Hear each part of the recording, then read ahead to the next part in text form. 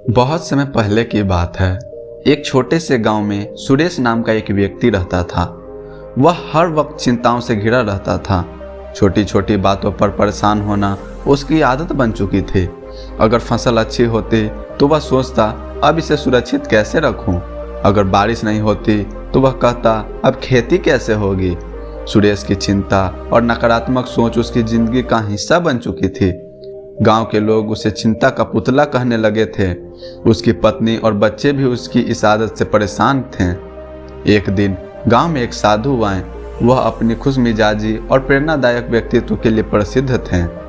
गांव वाले उन्हें घेर कर बैठ गए और जीवन में खुश रहने के उनके रहस्यों के बारे में पूछने लगे।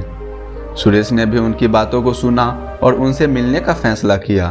उसने साधु से पूछा, गुरुदेव, मैं हर समय परेशान रहता हूँ। जीवन में कभी कभी सब कुछ अच्छा भी चलता है, लेकिन फिर भी मुझे खुशी नहीं मिलती। कृपया मुझे बताइए कि मैं हमेशा मस्त कैसे रह सकता हूँ। साधु ने मुस्कुराते हुए कहा, तुम्हारा सवाल का उत्तर मैं जरूर दूंगा, लेकिन पहले तुम्हें एक यात्रा पर जाना होगा। यह यात्रा तुम्हें मस्त रहने का सही तरीका सिखाएगी। क्या तुम तैयार हो? सुरेश ने हामी भरी। साधु ने सुरेश को 3 जगहों पर भेजा जहां उसे जीवन में मस्त रहने के 3 बड़े सबक मिले।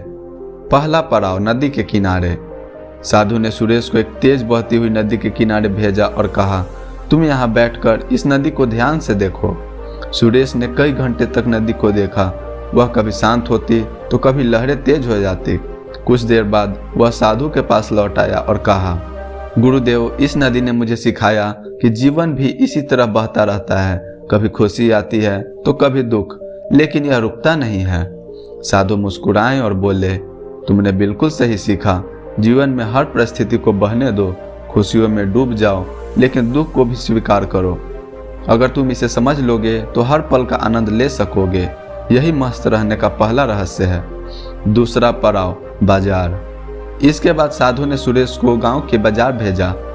वहां उसने देखा कि कुछ लोग गरीब थे, फिर भी हंसते हुए सामान खरीद रहे थे। वहीं कुछ अमीर लोग थे, लेकिन उनके चेहरे पर चिंता थी।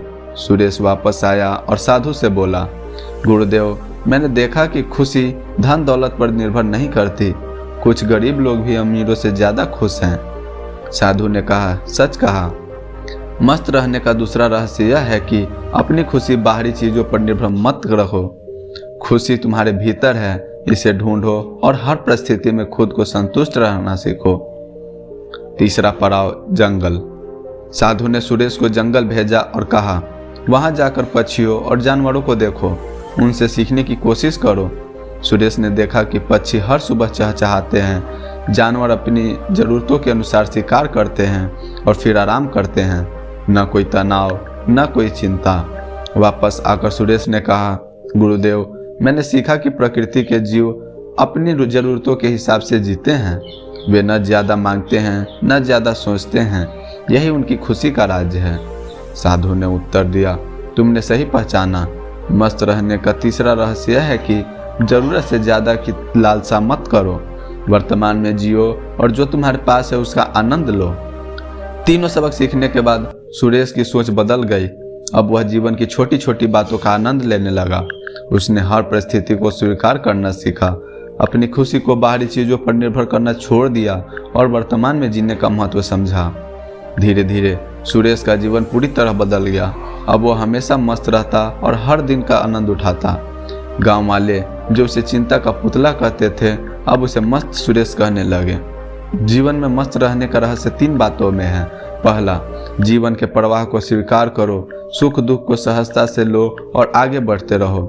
दूसरा, अपनी खुशी को बाहरी चीजों पर निर्भर मत करो, खुशी तुम्हारे भीतर है। तीसरा, जरूरत से ज्यादा की लालसा मत करो, वर्तमान में जियो और जो तुम्हारे पास है उसका आनंद लो। मस्त रहना एक कला है, इसे सीखो और जीवन को खुलकर जियो। तो दोस्तों, आपको यह वीडियो कैसी लगी कमेंट में ज़रूर बताएं।